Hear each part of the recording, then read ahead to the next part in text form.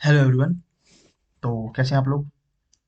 Already हम लोगों ने अपनी जो पॉलिटी की सीरीज चल रही थी उसमें आर्टिकल 73 तक कंप्लीट कर चुके हैं। अ, जो एग्जीक्यूटिव जी की जो पावर है यूनियन के अंदर उसको कहाँ तक हम एक्सटेंड कर सकते हैं। ओके। और इसी के साथ हमने स्टेट की भी देखी थी आर्टिकल 162 के अंदर। ओके। आज हम जो बात करने वाले हैं वो बात करेंगे काउंसिल ऑफ मिनिस्टर्स पर। ठीक। इसमें अगर मैं बात करूं तो हम बात करेंगे आर्टिकल 74। तो इसमें क्या है?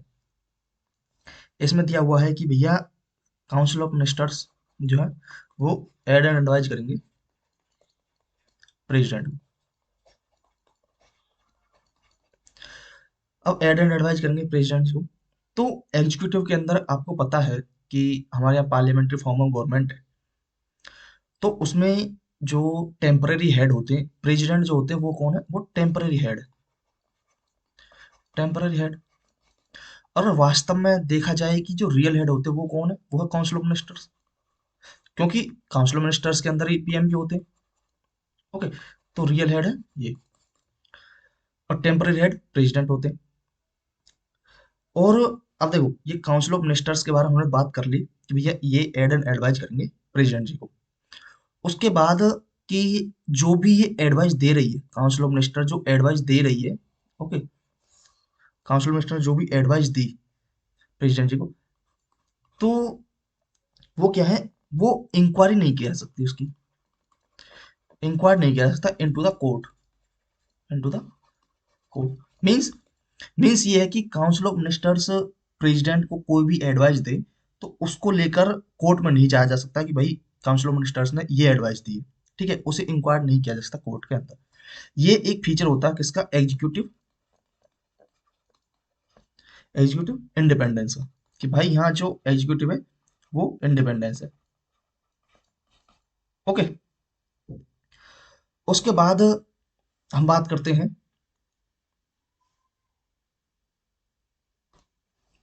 उसके बाद हम बात करते हैं कि प्रेसिडेंट जो है, जो भी एडवाइस जो दी है, मतलब प्रेसिडेंट जी को जो भी एडवाइस दी है तो इसे क्या कर सकते हैं? वो रिकंसिडर कर सकते हैं। रिकंसिडर कर सकते हैं। Okay. By 44th constitution amendment के थ्रू ऐसा हुआ था कि भैया आप एक बार रिकंसिडर करने के लिए, मतलब कि काउंसिल ऑफ मिनिस्टर्स ने एडवाइस दी राष्ट्रपति जी को कि भाई आप ये कर लो, तो राष्ट्रपति जी बोल सकते हैं कि दोबारा रिकंसिडर कर लो इस चीज को। तो ये होता है रिकंसिडर। बट अब मान चलो यही जो एडवाइस है सेकंड टाइम में यही दे दी, तब तो सेकंड टाइम अगर ये दी जाएगी तो वो प्रेसिडेंट जी को बाउंड होगी, मतलब वो माननी ही माननी है। ओके।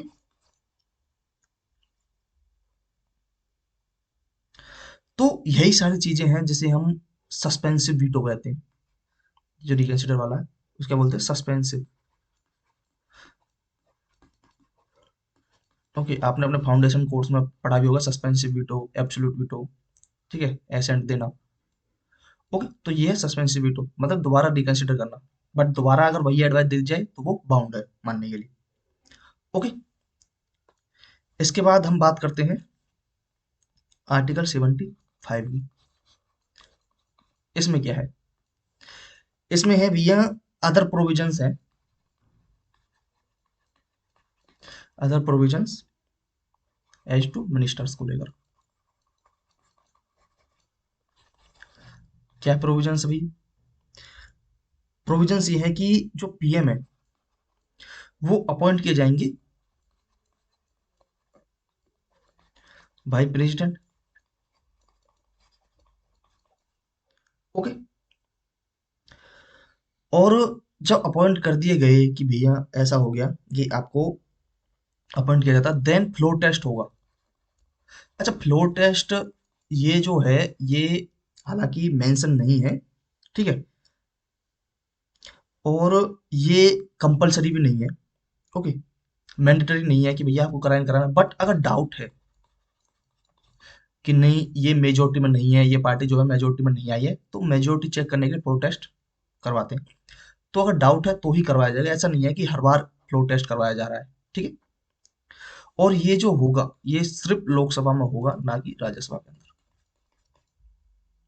ओके। जो देखो, पीएम तो अपॉइंट कर दिए बाय प्रेसिडेंट। जो अदर मिनिस्टर्स हैं, अदर जो मिनिस्टर्स जो होंगे वो क्या है, shall be appointed by, appointed by president. मतलब प्रेसिडेंट अपॉइंट करेंगे but aid and advise of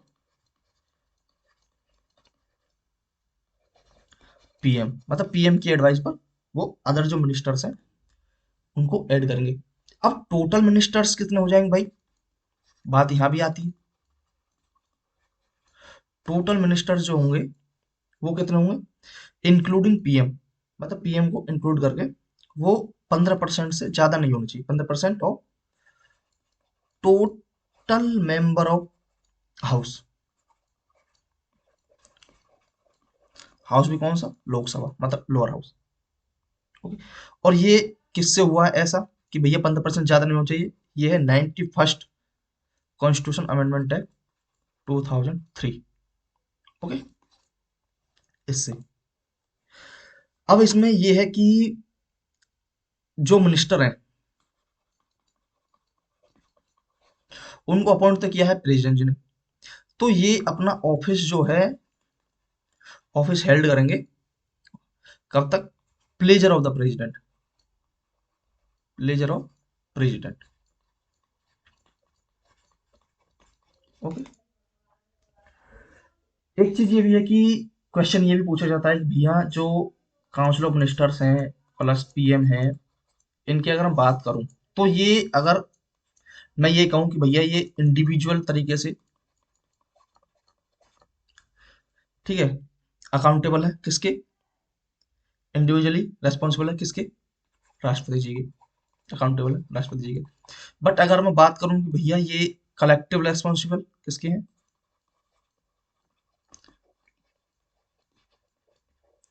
collective responsible to किसके, लोकसभा में। ओके।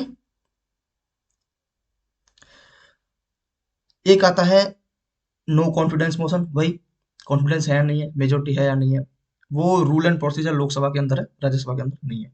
मेजोरिटी को चेक करने के लिए गवर्नमेंट की भाई सिंपल मेजोरिटी से कर सकते हैं प्रेजेंट एंड वोटिंग। ओके। मैंने आपको एक चीज और बताई थी कि जब मैंने शेड्यूल्स आपको बताई थी, तो इसमें बताया था कि जो मिनिस्टर्स हैं उनको ओथ जो दी जाती है दो तरह की मिलती है उन्हें। एक तो ऑफिस की हो गई उनकी, ऑफिस, और एक ओथ दी जाती है उन्हें सीक्रेसी की। ओके, कि जो भी काम कर रहे हैं जो है उन्हें सीक्रेट रखेंगे। अभी आप खुद भी देख सकते हो भाई कितना सीक्रेट तरीके से, मतलब बीजेपी ने 4 स्टेट्स के अंदर जो है, नॉर्थ के अंदर तो 3 स्टेट्स में जो है अपने जो सीएम चुने हैं, वो किसी को भी नहीं पता था कि भाई इनको चुन लिया जाएगा, चर्चा किसी और की, चुन किसी और के दिए। ओके। तो सीक्रेसी। एक चीज है कि एक क्वेश्चन ये भी आता है कि अगर आप मान के चलो आपने कोई चुनाव जीता, आप ना तो लोकसभा के मेंबरशिप है आपके पास और ना ही राज्यसभा की मेंबरशिप है, तो भी आप मिनिस्टर बन सकते हो, वो भी 6 मंथ के लिए। बट 6 मंथ से पहले ही आपको मेंबरशिप लेनी जरूरी है। ओके। तो एक चीज हो गई। और फिर बात आती है कि भैया ये तो हो गया कि क्या हम, अगर हमारे पास मेंबरशिप नहीं है तो हम मिनिस्टर बन सकते, बिल्कुल बन सकते हैं, 6 महीने के लिए बन सकते हो। दूसरा है कि सैलरी और अलाउंस जो है मिनिस्टर्स के, वो डिसाइड करेगी parliament, time to time. Okay. अब देखो मैंने आपको दो चीजें बताई थी, जब मैंने आपको प्रेसिडेंट की बात बताई और मैंने आपको गवर्नर की बात बताई, प्रेसिडेंट और गवर्नर, मैंने बताया था कि जब ये अपना ऑफिस ज्वाइन कर लेते हैं, ओके, तो ऑफिस ज्वाइन करने के बाद इनकी जो सैलरी है या फिर अलाउंस है, तो उनमें कटौती नहीं की जा सकती, कम नहीं की जा सकती। बट मिनिस्टर्स अपना ऑफिस ज्वाइन कर लेते हैं तो उसके बाद भी इनकी जो सैलरी है वो कम की जा सकती है। ओके, मतलब इनके पास नो सिक्योरिटी ऑफ सैलरी है। ठीक है, तो ये चीज आपने देखी। एक और चीज, अब आगे हम बात करते हैं जो वो है आर्टिकल 77 की। इसमें क्या है? इसमें है भैया कि कंडक्ट ऑफ बिजनेस रूल।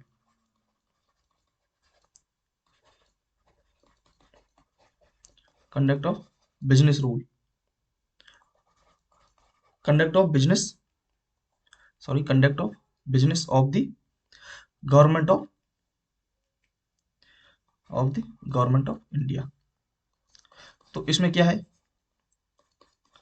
इसमें यह है कि भैया जहाँ कहीं भी हम लोग जो भी चीजें कर रहे हैं, ओके, मान चलो अपने इंडिया से बाहर कुछ भी चीजें कर रहे हैं, तो वो प्रेसिडेंट के नाम से की जाएंगी।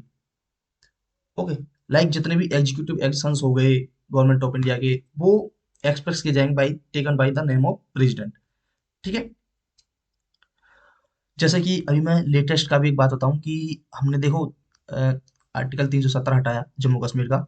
ओके, उसमें भी देखो प्रेसिडेंट के नाम से ही, क्योंकि प्रेसिडेंट रूल लगा हुआ था। फिर आर्टिकल 77 और conduct of business of the government of India president के नाम से की जाएंगी। वहां पर जो भी चीज हुई है, तो प्रेसिडेंट ये पावर किसको दी? पार्लियामेंट को दी, तो संसद को। ओके, तब वो हटाया गया वहां से। अब देखो कंडक्ट ऑफ बिजनेस, मैंने आपको एक चीज बताई कि जितने भी एग्जीक्यूटिव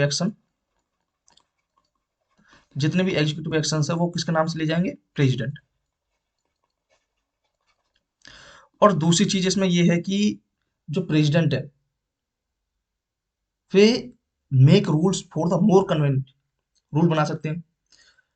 ठीक है, ट्रांजैक्शन के लिए business of the government of India aid and advice of union council of minister, union council of minister की एडवाइस पर ये सारी चीजें होंगी।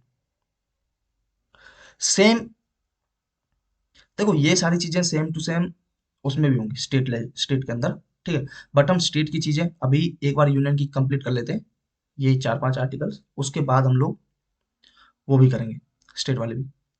ये तो 77। अब हमने देखो एक चीज बीच में छोड़ दी है, वो क्या था? वो 76 आर्टिकल था।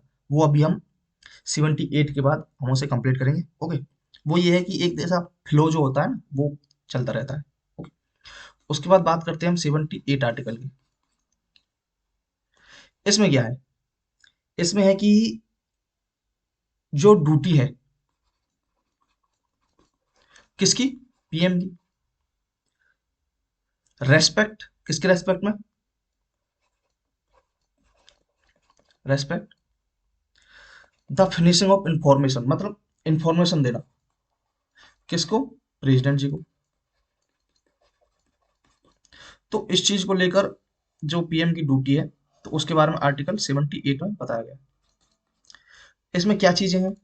अब देखो मैन, क्या क्या चीजें इसमें दी गई हैं। इसमें यह है कि जो काउंसिल मिनिस्टर ने कोई डिसीजन लिया, तो इस डिसीजन के बारे में पीएम जो है वो राष्ट्रपति जी को बताएंगे। ओके, दूसरा ये है कि भैया या तो देखो, या तो पीएम खुद बताएंगे या फिर जो प्रेसिडेंट है वो खुद पूछ सकते हैं पीएम से या काउंसिल ऑफ मिनिस्टर से उस चीज के बारे में। ओके, खुद इंफॉर्मेशन ले सकते हैं, ये डिस्क्रिप्शन पावर है। दूसरा नेक्स्ट ये है कि अगर किसी इंडिविजुअल कोई मिनिस्टर है,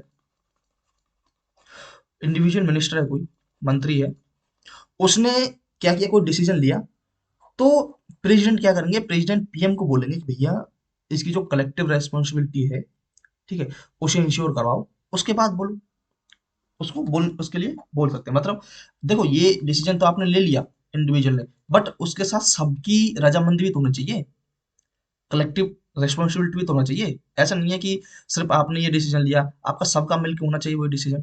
ठीक है, तो उसकी कलेक्टिव रेस्पॉन्सिबिलिटी चेक करा सकते हैं, उनको बोल सकते हैं पीएम को। उसके बाद आर्टिकल, मैंने बोला था कि 76 हम करते हैं। अब इसमें क्या है? इसमें है भैया अटॉर्नी जनरल के बारे में। Attorney general of India. अब इसमें क्या है, अटॉर्नी जनरल ऑफ इंडिया के बारे में अगर हम बात करें तो पार्ट किसका पार्ट है। अब देखो मैंने आपको पहले ही बताया था जब मैं स्टार्ट कर रहा था कि भैया हम यूनियन स्टेट पढ़ेंगे, तो उसमें बताया था कि मैंने ये क्या है, यूनियन एग्जीक्यूटिव का पार्ट। ओके, तो ये यूनियन एग्जीक्यूटिव पार्ट है। अपॉइंट कौन करेंगे, प्रेसिडेंट। प्रेसिडेंट अपॉइंट करेंगे aid and advise of council of ministers. और ये जो है क्वालिफाइड होने चाहिए किसके लिए, ए जज of supreme court, supreme court जज के लिए। मेन इनकी ड्यूटी के ऊपर बात आती है कि भैया ड्यूटी क्या है इनकी। ड्यूटी ये है कि ये एडवाइस देंगे गवर्नमेंट ऑफ इंडिया को, advise government of India to legal legal matters पर। ओके, लीगल मैटर्स के ऊपर वो एडवाइस करेंगे गवर्नमेंट ऑफ इंडिया को और प्रेसिडेंट जी को। ठीक है, इनके पास कुछ चीजें जो है कि भैया इनके पास राइट टू ऑडियंस होता है, ऑडियंस किसमें, ऑल कोर्ट्स के अंदर in the territory of India. मतलब ये मान चलो कोई अटॉर्नी जनरल है, तो ये अगर इनका मन है कि भैया चलो मैं उस कोर्ट की ऑडियंस मतलब सुन लेता हूँ एक बार, तो वो वहां पर जाकर बैठ सकते हैं, उसका ऑडियंस मतलब राइट टू ऑडियंस है इनके पास। ओके, बट इनके पास इनका जो है सिक्योरिटी ऑफ टेनोर नहीं है, क्योंकि ये राष्ट्रपति जी के प्लेजर पर ऑफिस होल्ड करते हैं। ओके, सैलरी वगैरह भी डिसाइड जो की जाएगी वो प्रेसिडेंट जी करेंगे, aid and advise of union council of ministers. Okay, तो ये हमारा क्या हो गया, ये आर्टिकल 76 अटॉर्नी जनरल के बारे में कुछ बातें हुई। उसके बाद हम थोड़ा, मैंने बोला था कि हम अभी एक बार यूनियन का देख लेते हैं, ये 4-5 आर्टिकल्स, मीन्स 74 से लेके 78 तक। उसके बाद हम थोड़ा स्टेट का भी देख लेते हैं। अब स्टेट के अंदर जैसे कि हमने 74 आर्टिकल्स के अंदर हमने बात की थी काउंसिल ऑफ मिनिस्टर्स की, ऐसे ही आर्टिकल 163 स्टेट के हैं, इसमें भी क्या है, काउंसिल ऑफ मिनिस्टर्स है। किसको एडवाइज करेंगे, एडवाइस टू गवर्नर। ओके, तो गवर्नर को एडवाइज। अब देखो जो सारी चीजें उसमें है और वही सारी चीजें इसके अंदर भी है कि भैया सीएम और काउंसिल मिनिस्टर्स गवर्नर को एडवाइस देंगे। ओके, जहां जहां कॉन्स्टिट्यूशन बोलता है कि भाई यहाँ पर आपको एडवाइस देनी है तो वो। ओके, दूसरा ये चीज है कि कोई भी मैटर है, अगर मान के चलो कोई मैटर है जिस पर एडवाइस दी गई है, उस पर प्रॉब्लम होगी कुछ। ओके, प्रॉब्लम होगी कि गवर्नर की डिस्क्रिप्शन पावर को लेकर और काउंसिल की एडमिनिस्ट्रेटिव पावर को लेकर, लाइक कि भैया गवर्नर के पास डिस्क्रिप्शन पावर भी है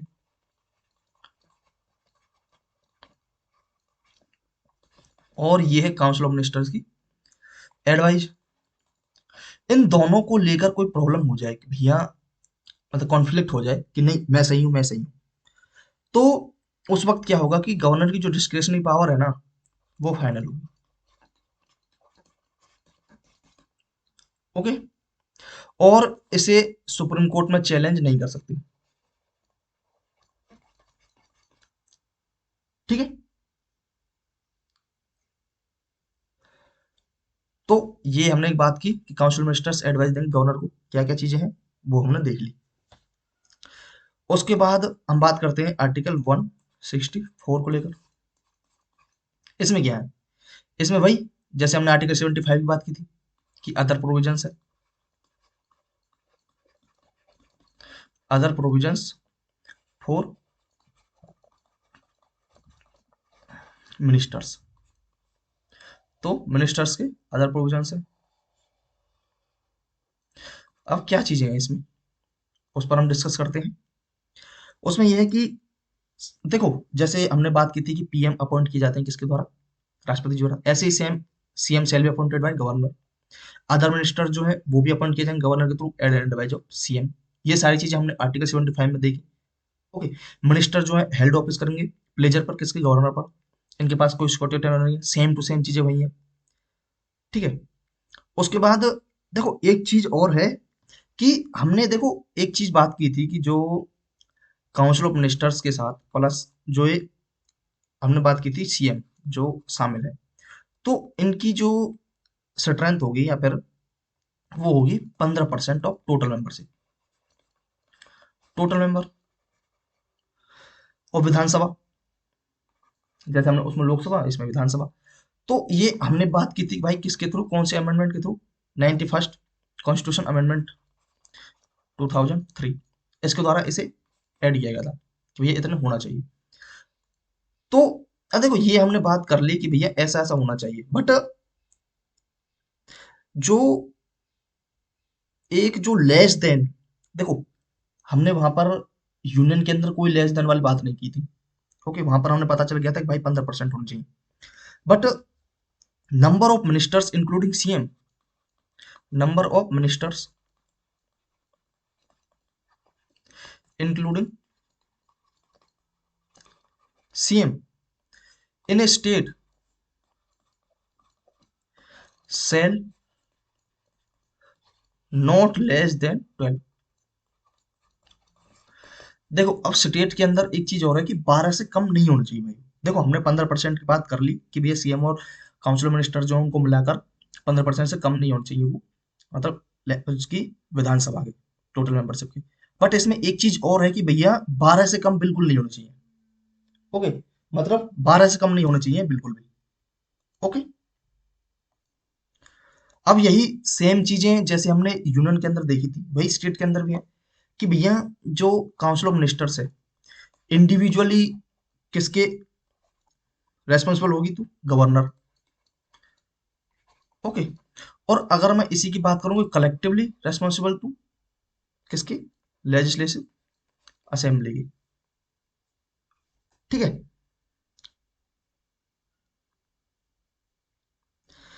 इसमें एक चीज और है कि भैया स्टेट के अंदर अगर अगर अगर अगर देखा जाए तो अगर स्टेट की कॉन्स्टिट्यूशनल मशीनरी अगर फेल हो जाए, ओके, तो भैया या फिर प्लेजर ऑफ गवर्नर का मिसयूज हो जाए, तो स्टेट के अंदर आर्टिकल 356, लाइक आपने पढ़ा होगा प्रेसिडेंट रूल, ये आपने आर्टिकल 370 के बारे में अभी न्यूज जो आई थी उसमें भर भर के आपने 356 पढ़ा होगा, president rule, president rule. Okay, तो प्रेसिडेंट रूल अप्लाई हो जाएगा भाई यहाँ पर। ठीक है, तो ये एक बात अदर प्रोविजंस को लेकर थी। और इसमें शपथ के बारे में, ओथ के बारे में बताई थी मैंने कि गवर्नर दिलाएंगे, ओके, सीएम और मिनिस्टर की शपथ दिलाएंगे। और वही सारी चीजें कि भैया 6 मंथ तक आप मंत्री बने रह सकते हो। ओके। एमएलए या एमएलसी की बिना एमएलए एमएलसी की जो मिनिस्टर ऑफ लेजिस्लेटिव असेंबली और लेजिस्लेटिव काउंसिल की आपके पास मेंबरशिप नहीं है तो भी आप 6 महीने तक रह सकते हो, बट 6 महीने के अंदर अंदर आपको वो ले लेनी है। सैलरी और अलाउंस वगैरह वही मिनिस्टर्स वो डिसाइड करेगी, कौन, लेजिस्लेचर ऑफ द स्टेट। कम भी की जा सकती है, वही सिक्योरिटी ऑफ सैलरी नहीं है। ओके। उसके बाद हम बात करते हैं आर्टिकल 166 को लेकर। इसमें क्या देखो वही सारी चीजें, चलो मैं आपको 165 बता देता हूँ पहले। इसमें क्या है, इसमें है जैसे हमने यूनियन के अंदर अटॉर्नी जनरल के बारे में बात की थी, यहाँ पर है एडवोकेट जनरल,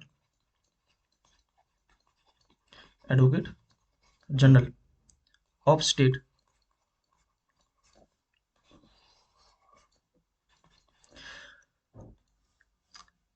एडवोकेट जनरल है वही सेम जैसे कि अटॉर्नी जनरल थे, वो अपॉइंट किए जाते थे प्रेसिडेंट के थ्रू, और मतलब प्रेसिडेंट अपॉइंट करते थे।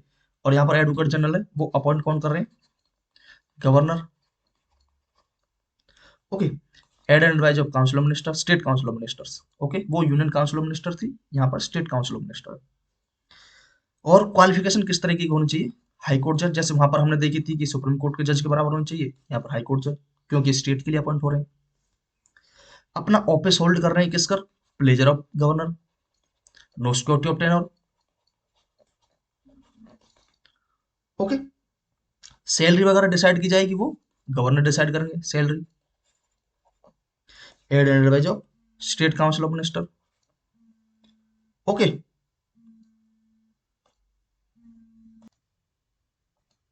तो सैलरी वगैरह गवर्नर डिसाइड करेंगे by aid and advise of council of ministers. Okay, मतलब नो सिक्योरिटी ऑफ टेनर भी है, नो सिक्योरिटी ऑफ सैलरी भी है।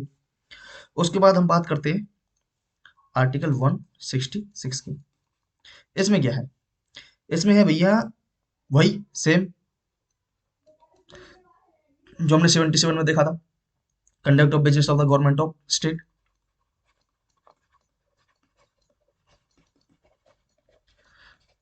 Government of state.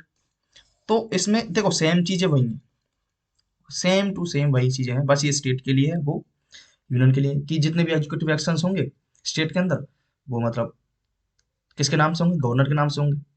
और रूल्स वगैरह ज़्यादा कन्वीनियंट हो, ओके, ट्रांजेक्शन्स वगैरह, ये सारी चीज़ें जो बिजनेस को लेकर, वो भी गवर्नमेंट ऑफ स्टेट की इसके थ्रू, उनके डिस्क्रिप्शन के थ्रू दी जाएंगी।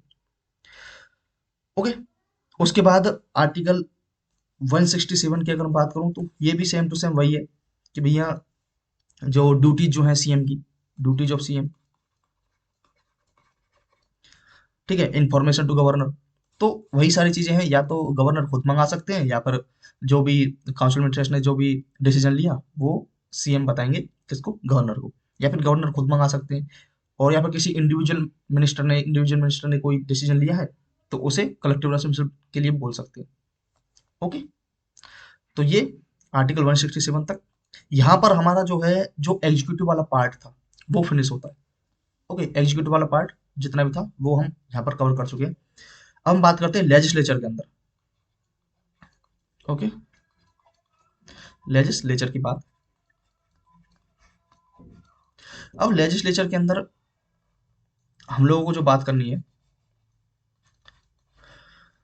वो बात करनी है आर्टिकल 79 को लेकर। इसमें क्या है? इसमें कॉन्स्टिट्यूशन ऑफ पार्लियामेंट, मतलब जो संसद है हमारी, वो कैसे कैसे बनी है, उसका कॉन्स्टिट्यूशन कैसे है। Constitution of parliament. तो भैया इसको लेकर अगर हम बात करें, तो बात ये है कि हमने बात की थी संसद के अंदर तीन पार्ट होते हैं इसकी। हमने बात की थी लोकसभा की, हमने बात की थी राज्यसभा की, और एक होते हैं प्रेसिडेंट। अब ये है पार्ट। और फिर एक चीज ये भी था कि भैया जो ये है, जो ये चीज सारी चीजें हैं, वो पार्ट ऑफ बेस स्ट्रक्चर है। इसके अंदर एक चीज और बोलते हैं, देखो, लोकसभा और राज्यसभा, इन दोनों को मिलाकर इस चीज को बोला जाता है बाई कैंपल सिस्टम। ठीक है, बाई कैंपल सिस्टम बोलते हैं। और जो लोकसभा है, देखो, पार्लियामेंट के अंदर जब जाते हैं तो वहां पर हमें अलग अलग तरह के कारपेट दिखते हैं। ओके। तो लोकसभा, उसको हम ग्रीन कारपेट बोलते हैं कई बार, और जो राज्यसभा है उसको रेड कारपेट। ठीक है। जो लोकसभा है वो क्या है? हाउस ऑफ पीपल है, मतलब लोअर हाउस है, रिप्रेजेंटेटिव डेमोक्रेसी है, डायरेक्ट इलेक्शन होता है इनका। और जबकि राज्यसभा जो है वो क्या है? काउंसिल ऑफ स्टेट है। ओके, ये अपर हाउस है, हाउस ऑफ एल्डर्स, या फिर इनडायरेक्ट इलेक्शन होता है इनका, इनडायरेक्ट इलेक्शन। ओके। और इसे एबोलिश नहीं किया सकता, मतलब खत्म नहीं किया सकता राज्यसभा को। राज्यसभा जो है वो कांट अबॉलिश। और जो लोकसभा है उसे कर सकते हैं। सेम यही सब चीजें हैं किसके अंदर है? आर्टिकल 169 के अंदर। ओके, यही स्टेट लेजिस्लेचर।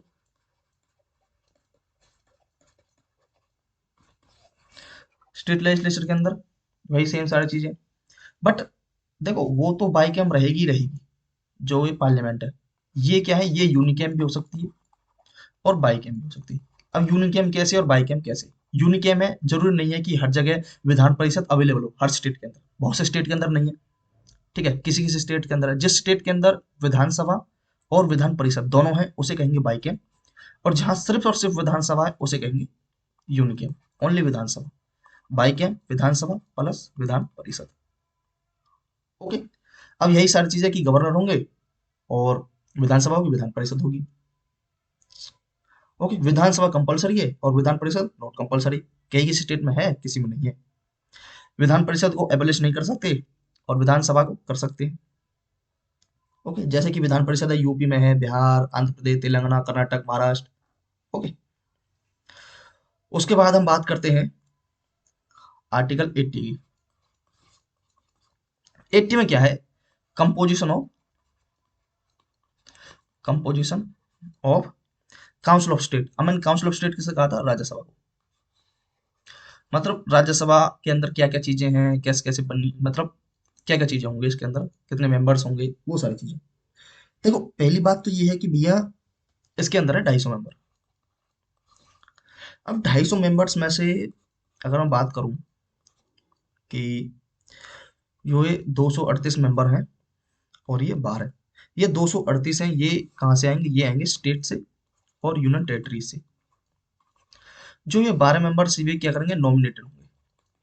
मतलब प्रेसिडेंट जो है वो नॉमिनेट करेंगे aid and advice of council minister, अलग अलग फील्ड से। लाइक अगर हम फील्ड्स वगैरह देखें, कोई आर्ट से है, कोई साइंस से है, ठीक है, कोई प्लेयर है, कोई मतलब बहुत सारी चीज़ अलग अलग फील्ड से, स्टडी से रिलेटेड, एजुकेशन से। ओके, और अगर 238 मेंबर जो हैं जो स्टेट और यूनियन टेरिटरी से आ रहे हैं, ओके, तो यूनियन टेरिटरीज के अंदर भी दो चीजें हैं। एक तो है जो जिस यूनियन टेरिटरी के अंदर लेजिस्लेचर है और जिसके अंदर लेजिस्लेचर नहीं है। जिसमें लेजिस्लेचर नहीं है वहां से तो 0 सीट है, और जिसमें लेजिस्लेचर है वहां पर जैसे देखो, दिल्ली दिल्ली के अंदर 3 सीट है दिल्ली से, जम्मू कश्मीर से 4 है और पुडुचेरी से 1 है। ओके, पार्लियामेंट बाय लॉ से राज्यसभा में ये चुने जाएंगे। सेम टू सेम यही स्टेट के अंदर जो है, ये क्या है? Proportional representation by single transferable vote. Proportional representation, ठीक है। और वोटिंग जो होगी वो ओपन बैलेट से होगी। तो ये सारी चीजें मैंने आपको इसके बारे में बताई। Article 80 composition of Rajya Sabha. इसमें हमने मतलब राज्यसभा का कंपोजिशन देखा, क्या क्या होगा उसमें, क्या क्या नहीं है। सेम यही चीजें अगर मैं इसके बारे में देखूं आर्टिकल 169 के बारे में। ओके, वन सॉरी, ये जो यहाँ थी 169 नहीं, 168 थी जो स्टेट लेजिस्लेचर है। ओके, और यहाँ पर जो है वो है 169। इसमें क्या है? 169 के अंदर अगर हम बात करूं तो 169 के अंदर अबॉलिशन या फिर क्रिएशन करना है लेजिस्लेटिव काउंसिल इन स्टेट। लेजिस्लेटिव काउंसिल मतलब जो क्या बोलते हैं, विधान परिषद। जैसे हमने आर्टिकल 80 के अंदर राज्यसभा के बारे में बात की, ऐसे ही आर्टिकल 169 में composition of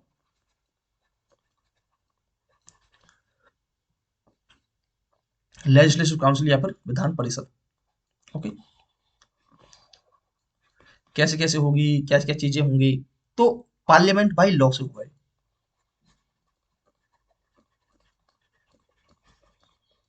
parliament by law abolish कर सकते हैं या फिर क्रिएट कर सकते हैं। अब आप खुद सोचो कि मैंने जब आपको साइलेंट फीचर्स बताए थे तो उसमें मैंने एक फीचर बताया था रिजिड और फ्लेक्सिबिलिटी का। तो फ्लेक्सिबिलिटी वाले में बात बताई थी कि जो हम कॉन्स्टिट्यूशन अमेंड करते हैं या फिर बहुत बार सिंपल मेजोरिटी, ठीक है, और स्पेशल मेजोरिटी, ठीक है, स्पेशल प्लस पर 50% स्टेट का अप्रूवल। तो उसमें सिंपल मेजोरिटी वाले में क्या है कि अबॉलिशन क्रिएशन कर सकते हैं हम इसका, विधान परिषद का।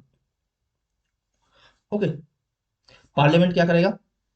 मतलब रेजोल्यू सॉरी, जो रेजोल्यूशन इसके लिए क्या करना है, रेजोल्यूशन पास किया जाएगा by majority of total membership, और उसे by majority of not less then 2/3 member assembly क्या करेगी? प्रेजेंट किया जाएगा असेंबली के अंदर।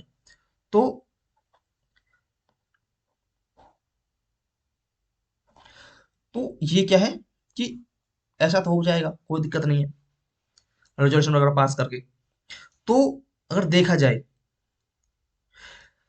देखो पार्लियामेंट में जाएगा ये पार्लियामेंट बाई लॉ, ये तो ठीक है, बट इससे पहले जो विधानसभा जो है, विधानसभा वो पास करेगी भाई इसे रेजोल्यूशन को, मेजोरिटी ऑफ टोटल मेंबरशिप। उसके बाद ये पार्लियामेंट में जाएगा, देन पार्लियामेंट बाई लॉ, उसके बाद ये क्रिएट कर सकती है, एबॉलिश कर सकती है, खत्म कर सकती है उसे। और ये जो अमेंडमेंट मैंने बताया कि ये काउंट नहीं होगा आर्टिकल 368 के थ्रू। मतलब कि ऐसा नहीं है कि आर्टिकल 368 के थ्रू कॉन्स्टिट्यूशन अमेंडमेंट माना जाएगा, कॉन्स्टिट्यूशन अमेंडमेंट नहीं माना जाएगा इसे। इस अगर रेफरेंस में देखो तो विधानसभा क्या है, विधानसभा मोर पावरफुल है जो विधान परिषद।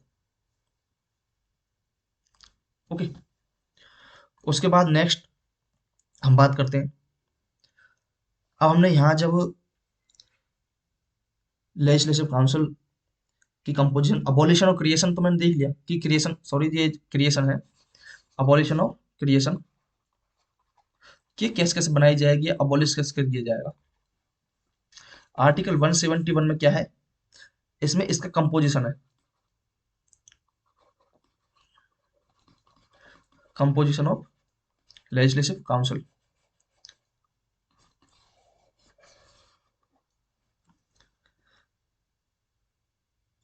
ओके, अब इसके अंदर क्या है, लेजिस्लेटिव काउंसिल के अंदर देखो आर्टिकल 169 में हमने उसका क्रिएशन और अबॉलिशन देखा कि उसे कैसे बनाते हैं और कैसे उसे खत्म किया जाएगा। और आर्टिकल 171 के अंदर हमने क्या देखा, देखो 170 हम बात करेंगे उसके बारे में भी, दिक्कत ना है। बट हम पहले जब हमने राज्यसभा पढ़ा है तो as compare to state, state के अंदर भी हम विधान परिषद को कंप्लीट कर लेते हैं। उसके बाद जैसे हम लोकसभा पढ़ेंगे तो उसमें विधानसभा के बारे में हम बात कर लेंगे। ओके, तो आर्टिकल 171 कंपोजिशन के क्या क्या है, इसमें है कि भैया मैक्सिमम क्या होगा, ये क्या होगा, इसमें है कि maximum 1/3 of total member of विधानसभा, विधानसभा की जितनी मेंबर है विधानसभा के अंदर उसका 1/3 मैक्सिमम इतना होना चाहिए इसके अंदर। और अगर मिनिमम की बात करें तो मिनिमम कितना है, मिनिमम 40 मेंबर होने चाहिए। और पार्लियामेंट के पास पावर है कि वो भैया सिंपल मेजोरिटी से कानून पास कर सकता है विधान परिषद की कंपोजिशन के लिए। ओके, अब इसमें कुछ चीजें और हैं, जैसे अगर हम बात करूं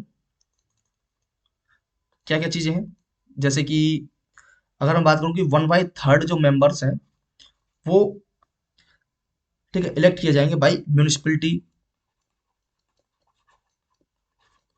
म्यूनिसिपलिटी हो गया या फिर लोकल बॉडीज हो गई, ठीक है, अदर अथॉरिटी हो गई, डिसाइड बाई पार्लियामेंट। ऐसे ही सेम 1/12 जो मेंबर्स हैं वो इलेक्ट किए जाएंगे बाई यूनिवर्सिटी, जो 3 इयर्स वगैरह कंप्लीट कर चुके हैं, यूनिवर्सिटी ग्रेजुएट जो है, यूनिवर्सिटी ग्रेजुएट। ओके, 1/12 मेंबर ही देखा जाए तो वो टीचिंग प्रोफेशन में 3 year complete, teaching profession. Same ऐसे ही 1/6 नॉमिनेटेड बाई किसके थ्रू, गवर्नर। और ऐसे ही 1/3 जो मेंबर है वो बाई विधानसभा। ठीक है, ये कंपोजिशन है इनका। ठीक है, by proportional representation, by single transferable vote. Okay, ये मैंने आपको एक बात बताई कि जो कंपोजिशन जो होगा विधान परिषद का वो कैसे कैसे होगा। इससे पहले जो आर्टिकल है 169 उसमें हमने क्रिएशन ऑपोलिशन देखा था। उसके बाद हम बात करते हैं आर्टिकल 80 की। अब आर्टिकल 80 में क्या है, 81 में हमने 80 में बात की थी कंपोजिशन ऑफ राज्यसभा, इसमें बात करेंगे हम composition of Lok Sabha, composition of Lok Sabha. अब इसमें क्या क्या है, इसमें है भैया कि मैक्सिमम, जैसे कि 530 बंदे मैक्सिमम कहाँ से, डायरेक्ट इलेक्शन होगा स्टेट्स, और यूटी से 20 मेंबर्स, तो टोटल कितने होंगे 550। सीट जो होगी बाई पॉपुलेशन के बेस पर होगी, रेशो ऑफ ऑल स्टेट्स के अंदर। और अगर देखा जाए कि जो लास्ट प्रोसेसिंग जो सेंसस हुआ है उसके थ्रू उसकी पॉपुलेशन जो है सीट्स वगैरह हर स्टेट से कितनी कितनी होंगी, तो वो सारी चीजें लास्ट प्रोसेसिंग सेंसस लाइक 1971 से है। और देखो जो टेरिटरी है, जैसे ये एक टेरिटरी है, इसका जो इंटरनल डिवीजन है कहाँ से कितने, वो बेस्ड है 2001 के सेंसस से। ठीक है। जो डेलिमिटेशन, लाइक अगर मैं जम्मू कश्मीर की बात करूं, ओनली जम्मू कश्मीर का जो है वो 2011 के डाटा के हिसाब से। अब आप खुद देखो कि जो पॉपुलेशन के बेसिस पर जो सीट है अदर स्टेट से, कि लोकसभा में इस स्टेट से इतनी सीट है, इस स्टेट से इतनी सीट है, ओके, तो वो तो बेस्ड है भैया 1971 के पॉपुलेशन सेंसस से, सॉरी। बट इसका जो, ये एक मैंने स्टेट ले लिया, इसका जो इंटरनल डिवीजन जो हुआ है, ओके, कितने वोटर्स हैं, कितनी सारी चीजें हैं, ओके, वो है 2001 के सेंसस से, जिसे हम डेलिमिटेशन कमीशन बोलते हैं, वो जब करता है सारी चीजें वो डिसाइड करता है। ठीक है। तो एक डिफरेंस आपको पता चला यहाँ पर। अब हम बात करते हैं किस चीज की। अब देखो मैंने लोकसभा के बारे में बात की, कितने मेंबर्स है, कितनी चाहिए। अब इसमें लोकसभा से रिलेटेड थोड़ी सी चीजें देख लेते हैं, जैसे कि अगर मैं बात करूं आर्टिकल 330 की, 330, इसमें क्या है, इसमें रिजर्वेशन है ऑफ सीट्स का, किसकी, फॉर एससी और एसटी इन लोकसभा। तो देखो ओबीसीज के लिए कोई प्रोविजन नहीं है, तो पॉपुलेशन के बेस पर है, ओके। लाइक कि भैया एससी और एसटी की पॉपुलेशन कितनी है अपॉन में पॉपुलेशन ऑफ स्टेट। ठीक है, 2001 का डाटा मैंने आपको पहले ही बताया था लोकसभा के अंदर, कि भैया जो इंटरनल, जो टेरिटोरियल कॉन्स्टिट्यूंसीज का जो इंटरनल डिवीजन है वो 2001 के सेंसस के थ्रू है, ओके। तो इस तरह से वो डिसाइड की जाएंगी। ऐसे ही आर्टिकल 331 में क्या है, रिप्रेजेंटेशन है एंग्लो इंडियंस का, बट ये तो खत्म कर दिया भाई। जो दो एंग्लो इंडियंस जो है वो नॉमिनेट किए जाते थे, कौन से कॉन्स्टिट्यूशन अमेंडमेंट के थ्रू, 104 कॉन्स्टिट्यूशन अमेंडमेंट एक्ट 2019 के थ्रू, ये खत्म कर दिया, ओके। उसके बाद आर्टिकल आता है 82। ये क्या है, ये है रीएडजस्ट करना after each census.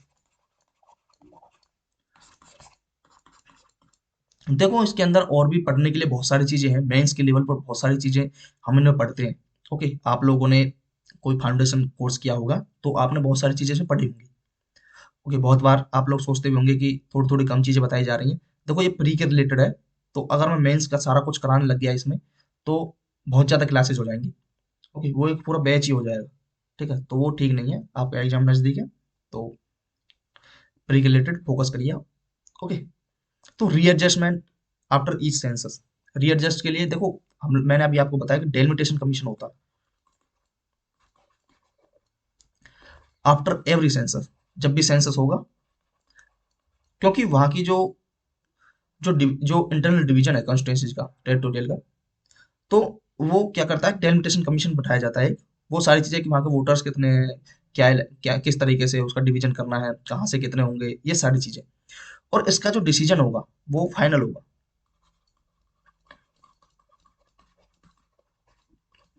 Delimitation commission का डिसीजन फाइनल होगा, इसे सुप्रीम कोर्ट में चैलेंज नहीं कर सकते। मेन चीज ये भी है कि ये लोकसभा के अंदर, अगर पार्लियामेंट के अंदर अगर बिठाया जा रहा है इसे, इसकी रिपोर्ट को, तो रिपोर्ट पर सिर्फ चर्चा हो सकती है, उस पर कोई बदलाव नहीं हो सकता उसमें, रिपोर्ट में, ओके। देखो ये क्वेश्चन ऑलरेडी पूछा जा चुका है कि भैया वो बदलाव भी कर सकते हैं, तो आपको याद देना, वो बदलाव नहीं कर सकते, सिर्फ चर्चा हो सकती है, उसे रख सकते हैं उसके अंदर, ओके। और ये बनाएगा कौन delimitation commission, parliament by law से बनेगा, ठीक है। उसके बाद बात करते हैं हम सेम आर्टिकल 170।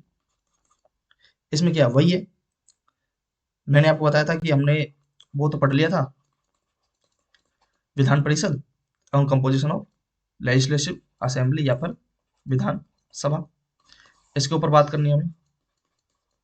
तो इसमें क्या है, इसमें मैक्सिमम 500 है और मिनिमम 60। अब देखो एक कंफ्यूजन हो सकता है भाई इसमें, कैसे, मैंने आपको बताया था कि विधान परिषद, विधान परिषद के लिए मिनिमम बताया था मैंने 40 मेंबर, और जो विधानसभा है उसमें 60। हो सकता है कि वो लेजिस्लेटिव असेंबली का पूछ दे स्टेटमेंट बना के, या फिर हो सकता है वो लेजिस्लेटिव काउंसिल का पूछ ले। ठीक है, वो विधानसभा विधान परिषद ना दे। ओके, विधान प्रताप, जैसे इंग्लिश में विधानसभा विधान परिषद ना लिखे, लेजिस्लेटिव असेंबली लिख दे या लेजिस्लेटिव काउंसिल लिख दे, तो आपको पता होना चाहिए। ओके, डायरेक्ट इलेक्शन होगा। और जो टोटल नंबर ऑफ सीट्स होंगी विधानसभा की, टोटल सीट्स जो होंगी विधानसभा की ऑफ ईच स्टेट्स की बेसिस किसके बेस पर होंगी? 1971 सेंसस डाटा के बेस पर। ओके, वही delimitation commission, division of territorial constituency based on 2001 के सेंसस डाटा के बेस पर, वही सारी चीजें जो हमने लोकसभा के अंदर देखी थी। डेलिमिटेशन कमीशन पार्लियामेंट वही लॉ बनाएगा। ओके, उसके बाद है, अब देखो हमने जब वहां पर लोकसभा की बात की तो लोकसभा से रिलेटेड थोड़े से आर्टिकल्स मैंने देख लिए, लाइक 330 हो गया, 331 हो गया। सेम ऐसे ही आर्टिकल 170 के बारे में हमने बात की विधानसभा को लेकर, तो उससे भी थोड़ा से आर्टिकल्स देख लेते हैं, जैसे कि आर्टिकल 332। इसमें क्या है?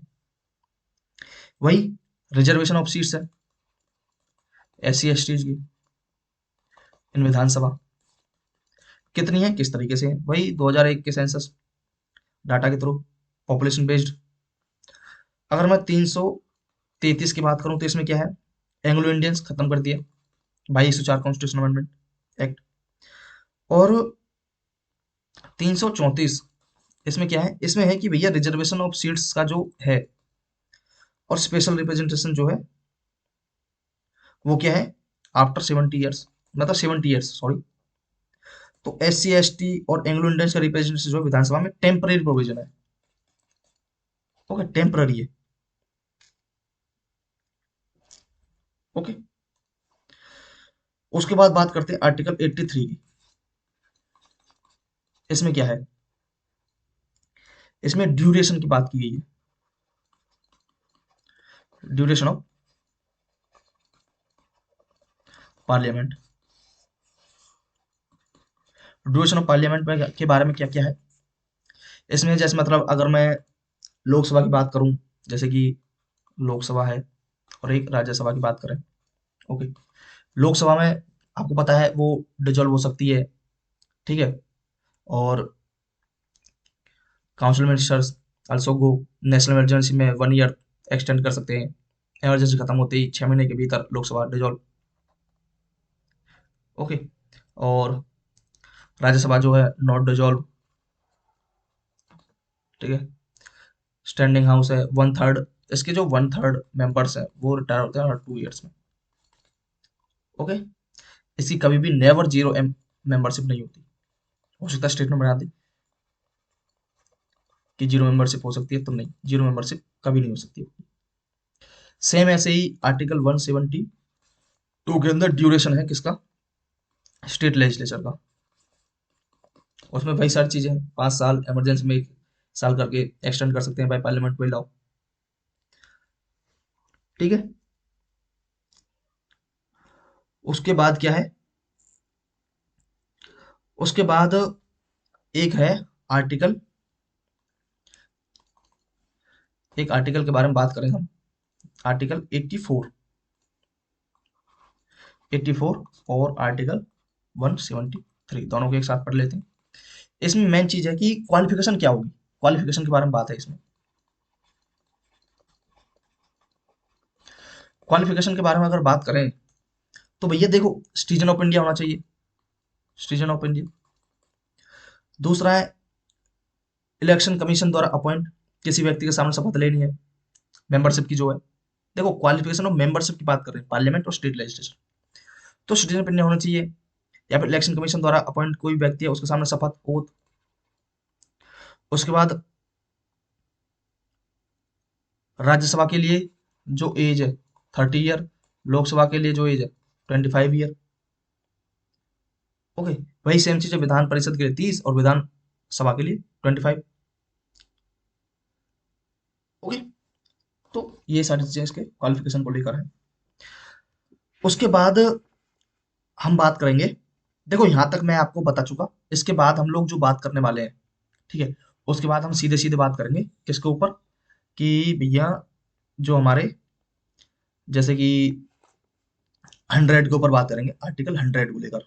उसमें जिसमें वोट कैसे कैसे होगी, मतलब कि like vote in house, power of house, with standing vacancy, या कोरम वगैरह सिस्टम जो होता है, कोरम कितना हो सकता है, जैसे गन पूर्ति जिसे हम बोलते हैं, ठीक है, वो कितनी कितनी होगी, तो उसके ऊपर हम बात करेंगे। और उसके बाद हम इसके डिस्क्वालिफिकेशन को लेकर और वैकेंसीज वगैरह कैसे कैसे आती हैं, ठीक है, तो बिल्स के ऊपर बात करेंगे, और एक कॉन्स्टिट्यूशन अमेंडमेंट एक्ट के ऊपर बात करेंगे। उसके बाद फिर हमारा जुडिशरी रह जाएगा। ओके, मतलब एक क्लास कल और एक पर्सन जुडिशरी को लेकर। ओके, उसके बाद हमारा पॉलिटी वाला खत्म हो जाएगा। आज के लिए यहीं पर रुकते हैं। ओके, मिलते हैं नेक्स्ट क्लास में। आप लोगों ने इतना कुछ सुना, उसके लिए बहुत बहुत धन्यवाद। Thanks for watching. Next class के लिए मिलते हैं। Okay, thank you.